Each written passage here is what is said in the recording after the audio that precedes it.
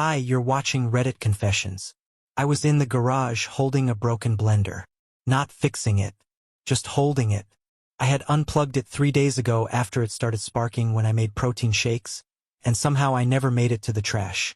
It felt stupid in my hands. Heavy, pointless, noisy even when off. Like me. The call came in at 7:04 p.m. Unknown number. I answered because I'm the kind of guy who always answers. Even spam calls. I hate not knowing things. But it wasn't spam. It was her. "Hey," she whispered. Her voice cracked on the first word, like it hadn't been used in hours. Then silence. 10 seconds. 20. "I'll be late," she said finally. "Don't worry." She didn't say my name. She didn't say why. And then, I swear this part played in slow motion, I heard it. A man's voice. Laughing. Just one burst. Confident. Unapologetic. That was all. My hand gripped the dead blender tighter. And in a voice that surprised even me, I replied, "Take your time. I'll need some to pack your things." Click. I ended the call and placed the phone face down on the workbench like it had become radioactive. I didn't go inside right away. I didn't even breathe right. I just stood there, blinking at the wall, while the silence crept in like fog. And in that silence, I remembered everything I'd ignored. The 3-week work trip. The new password on her laptop. The perfume that wasn't hers. The excuse that didn't even try to be good last Thursday. 7 minutes passed before I moved. 28 before the door opened again. And what stepped in wasn't the woman I married. The door didn't slam. Clicked. That soft, deliberate kind of sound that doesn't match the chaos it brings. She stepped inside like she was walking into a hotel lobby. Calm. Dry. Coat perfectly draped over her left arm. Phone still in her hand. Lips pressed together like they were holding back either a sob or a lie. Behind her was a man.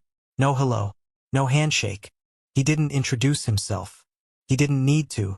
He looked straight at me and gave a half smile. Not smug. Not friendly. Just aware. Like he already knew where this was going and didn't mind the mess. His hair was wet from the rain, and he smelled like too much cologne. The same one I found in her car 2 weeks ago. I didn't say anything at first. Just watched her. She couldn't meet my eyes. Not fully. She scanned the room, then looked down at the duffel bag I'd left by the stairs. Her eyes flicked to it like it was a bomb. "I didn't plan this," she said. Her voice was hoarse, not from crying, but from rehearsing this moment in her head too many times. "You planned it well enough to bring him," I said, nodding toward her guest. Still holding the blender in my hand. Like an idiot. My whole life in one broken appliance. Sparks, weight, uselessness. The man stepped forward just a little, not threatening, but bold. "Look, man. I don't want any trouble." I laughed. Not because anything was funny, but because it was the first sound I could make that wasn't a scream. "Then you really shouldn't have followed her in here." She finally looked up, and for the first time, I saw something real on her face. Not guilt. Not regret. Fear. She thought I'd lose it. She thought I'd shout or cry or fall to the floor and beg. But I didn't. I just placed the blender on the counter like I was clocking out from a long shift and said, "I know. I've known. I just didn't want it to be real." The rain outside started to fall harder. No thunder, just a constant curtain of sound that filled the spaces between our silence. He put a hand on her shoulder. She flinched. I noticed. "Interesting. I just came to grab some things," she said quickly. Too quickly. "I'll be out of your way in 10 minutes. "That's funny," I said, "because you're already in the way of everything." She took a step back, like I'd struck her. I hadn't moved. And that's when I realized something was off. Not just with her. With him. His shoes were dry. The rain had been coming down hard for at least 15 minutes. He hadn't been outside. He'd been somewhere else nearby. I scanned his coat. No water droplets. No smell of the storm. Not even wind-blown hair. This wasn't just some late-night pickup. He'd been in my house before. I looked her dead in the eye. "How long has he had a key?" The silence after I asked the question didn't last long. But it felt eternal. "How long has he had a key?" She blinked. "Once." Twice. Then her lips parted like she was about to lie again but realized, maybe for the first time, that I wasn't playing along anymore. Her eyes darted toward him like he'd have an answer, or maybe a better one than hers. He raised both hands slightly like I was a cop and he was being polite. I never had a key. His voice cracked on never. Just a little. That was enough. She stepped in quickly like she could somehow fix what had already shattered. He didn't mean that. I gave him mine once. Just once. When I locked myself out and you were at your mom's. I nodded slowly, the way you do when someone tells you the forecast for yesterday. Right? The weekend you said your phone died. When I drove 3 hours home and you weren't here. But your phone magically turned back on 5 minutes after I left again. Her shoulders tensed. That told me everything. I stepped past them. Not because I couldn't stand there anymore, but because I didn't trust myself to stay still. I walked into the kitchen. I opened the drawer where we kept the spare keys. The one that was supposed to hold the backup for her car, our mailbox, and yes, our front door. It was empty. I turned around. You replaced it, didn't you? I asked, voice calm, almost amused. She didn't answer. She didn't have to. He looked at her now with confusion. That kind of confusion men get when they realize they weren't the only one being lied to. You told me he knew, he said, voice colder now. You told me you were separated. There it was. A half-truth born into the world like a dead thing. I walked past them again down the hall to the coat closet. I pushed past our winter jackets and boxes of holiday lights until I found the shoebox on the top shelf. She called out, "Don't." I opened it. Inside were 3 things. My missing wristwatch. The one she said she couldn't find after her friend's bachelorette party. A hotel keycard. And a printed photo. Of them. At my favorite hiking trail. She was wearing my flannel. I didn't say anything. I just walked back into the living room and handed her the photo. Here, I said. This one's yours. Her face flushed red. Not with shame. With panic. Because she didn't know that I knew about the photo. And now she didn't know what else I might have seen. The man, he was already backing away, toward the door. You lied to both of us, he muttered. But I didn't care about him. I looked at her one last time. Her hands were shaking now. Her mouth opened and closed like a drowning swimmer who realized no help was coming. You had a key, I said. But you still broke in. She didn't respond. Because there was nothing left to say. He stood near the doorway now, like he couldn't decide if he wanted to stay or run. Something in his posture shifted. His jaw clenched, eyes darting back and forth between me and her, like he was doing math in real time and hating the answer. That's when I realized he wasn't just embarrassed. He felt played. Tell him, he said suddenly, pointing at her. His voice was sharp now, like he'd snapped out of a spell. Tell him when it started. Tell him how many times. She opened her mouth but didn't get a word out before he cut her off. Tell him about Austin. Tell him you said you were flying solo for that conference. Remember that lie? She froze. That word, Austin, hit me like a gut punch. Because I had already suspected something during that trip. She'd come back from Texas distant, disinterested, almost resentful. When I tried to hold her hand in the car, she flinched like I was a stranger. At the time, I thought it was stress. Or maybe something I did. Now, I knew it had nothing to do with me. Or rather, everything, just not in the way I thought. The man, whatever his name was, kept going, like the dam had finally burst. You told me I was the only one. You said you were stuck in some dead marriage with a guy who didn't listen. That he didn't ask questions. That he was too scared to leave you. I said nothing. Not because he was wrong, but because he was so right it physically hurt. Her face turned cold. Not apologetic, defensive.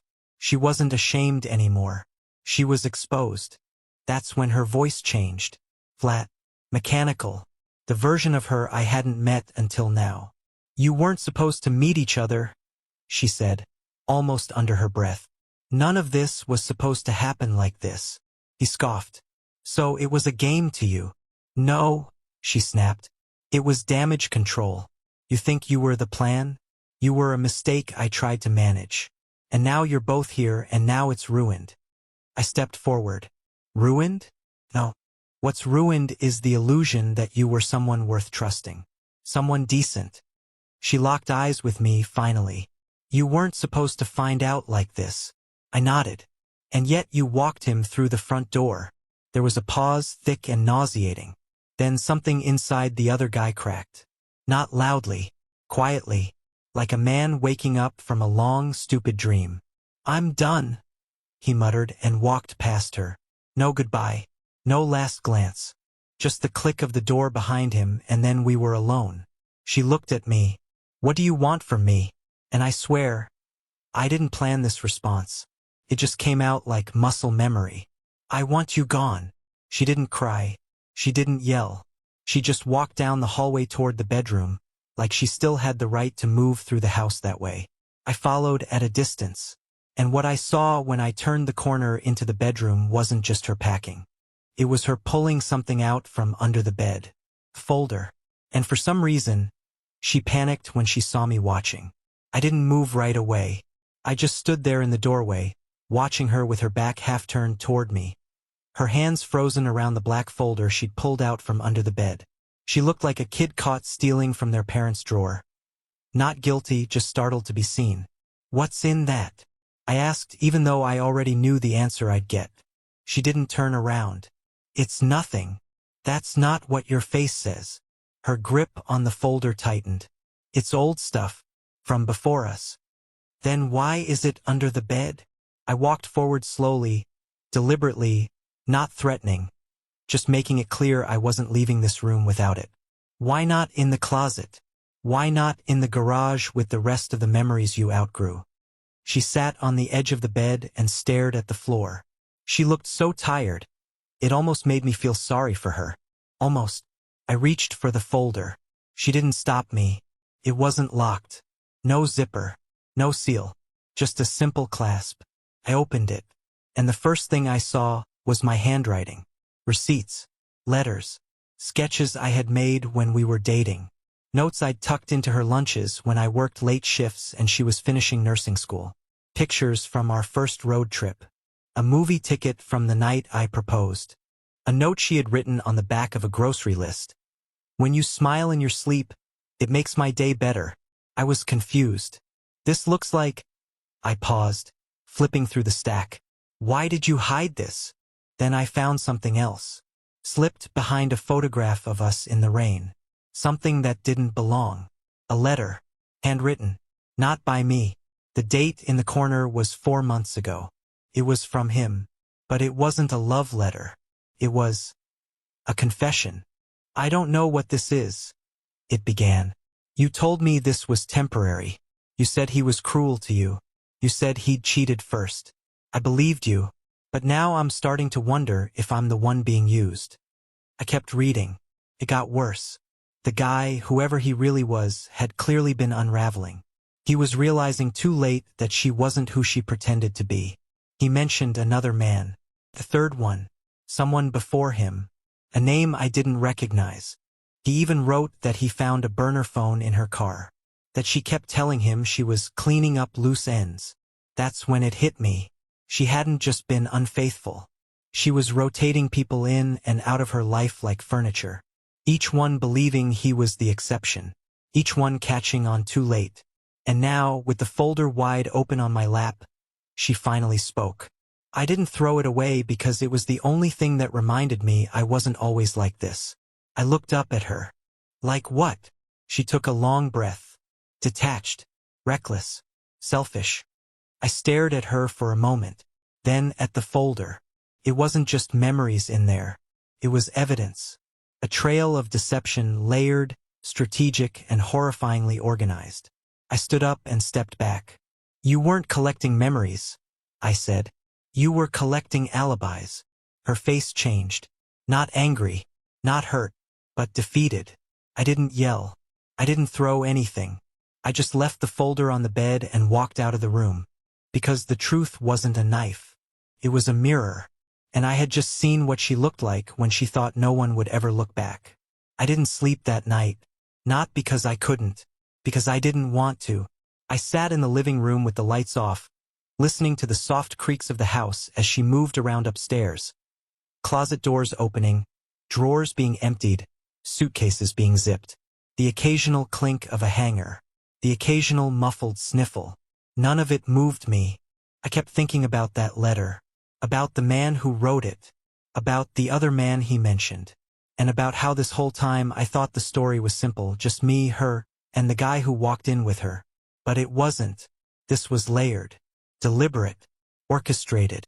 Around 2 a.m. I heard her come down the stairs. She didn't speak. She just walked to the kitchen, opened the fridge, and stood there with the door open far too long. I watched her silhouette from the hallway. She grabbed a bottle of water, closed the door, and finally noticed me. We didn't say anything for a while. Then, quietly, she asked, "Do you hate me yet?" I didn't answer. She walked a little closer but stayed by the dining table, arms folded. "You can." I took a breath. "I think I hate that I was still willing to believe you had a reason." She looked down. "I did," she whispered. It stopped being about you." I waited. She continued. "It started because I wanted someone to listen to me. Then I wanted someone to distract me.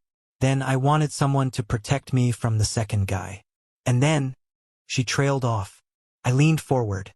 "The second guy?" Her eyes snapped back to mine. Wide. Startled. Like she realized what she just said. "That wasn't in the letter." I stood up. "Who's the second guy?" I asked again. She hesitated. Then finally, she whispered a name. And I froze. Because I knew it. Not as a stranger. Not as some fling from a work conference. I knew it as someone I'd spoken to. Trusted. Let into my home. She bit her lip, tears now fully forming. "I didn't know how to tell you. I didn't know how to stop it. I swear I tried." I stepped back. My heart was pounding now. "You didn't just lie to me," I said. "You brought it inside this house. You made me shake hands with someone who was laughing behind my back." She said nothing. There was nothing left to say. Only one thing was clear now. This wasn't just betrayal. It was invasion. And it was far from over. I couldn't stay still after that. I walked into the hallway like the walls themselves were watching me. My heart wasn't racing anymore. It had moved past panic into something colder, something clinical. Survival mode. His name. She'd said his name. And the moment she did, my brain started lining up all the photos in my memory like they were pieces in a puzzle I never meant to solve. There he was, at our 4th of July barbecue last year, holding a beer, wearing my hoodie because he'd forgotten his. There he was again, helping me fix the broken fence in October. Laughing at my jokes. Asking how things were going with her. And now I knew. He wasn't asking because he cared. He was asking because he was measuring his window. I opened the hallway cabinet. The one where we kept our memory boxes. Those dumb labeled bins filled with old phones, birthday cards, receipts, and photos. I hadn't touched them in months. Maybe years. I tore through the first one. Then the second. And there it was. A framed photo from my last birthday. Taken at the local pub. Me, her, and a small group of our closest friends. And him.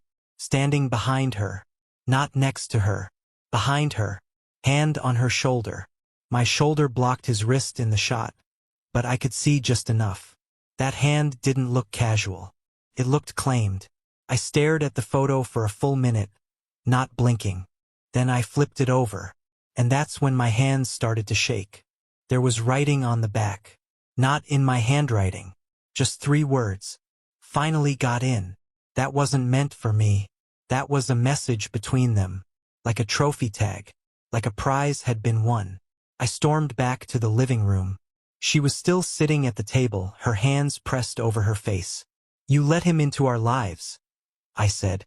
"You made him my friend." She didn't respond. "You gave him a role to play. He didn't even have to earn it." Still nothing. I dropped the frame in front of her. She looked at it, then away. Then said something so quiet. I almost missed it. "You liked him." I blinked. "What?" "You liked him," she repeated. "That's why I thought I could get away with it." There was no anger in her voice. Just fact. She knew me well enough to know who I would trust. She used that. She planned that. This wasn't just betrayal. It was architecture. The next morning, I woke up on the couch with a blanket draped over me. I didn't put it there. She must have. A silent apology, maybe, or just one last attempt at comfort. Either way, it didn't matter. She was already gone. The suitcase was gone from the hall. Her shoes from the rack. Even her toothbrush from the bathroom. No note. No text. Just a folded envelope on the kitchen counter with my name written in handwriting I didn't recognize. Inside were a few receipts, a check for half the rent, and a business card. It wasn't hers. It was his. The second man. The one she'd said was done with her. But apparently not done with me. He'd written a note on the back of the card. I didn't know the truth. You deserve better than both of us. I've cut ties. I hope you find peace. And weirdly, I believed him. Because I could see it now. How she'd spun us both into her web and played us against each other without ever letting us realize it. We weren't enemies. We were just pawns. But the game was over. Later that day, I packed a box of her old things, taped it shut, and dropped it off at her sister's house. I didn't knock. I didn't wait. I just left it on the porch like a package with no return label. And that night, I made soup again. Same as before. Tomato bisque from a can, a little garlic, but this time, no shaking hands. No burning. No phone call halfway through. Just me, my quiet little kitchen, and the sound of my own breath. And I smiled. Because for the first time in months, maybe years, I was alone but not abandoned. I wasn't broken. I was just free. I took out my old sketch pad. The one I hadn't touched since the lies started piling up. I drew the blender from the garage. The dumb thing that had sparked this entire spiral. And you know what? It looked kind of beautiful. Thanks for watching Reddit Confessions. Have you ever found something? An object? A message? Or even just a moment that told you everything you needed to know? Something that changed your whole perspective? Let us know in the comments. We'd love to hear your story. And don't forget to like, subscribe, and turn on notifications.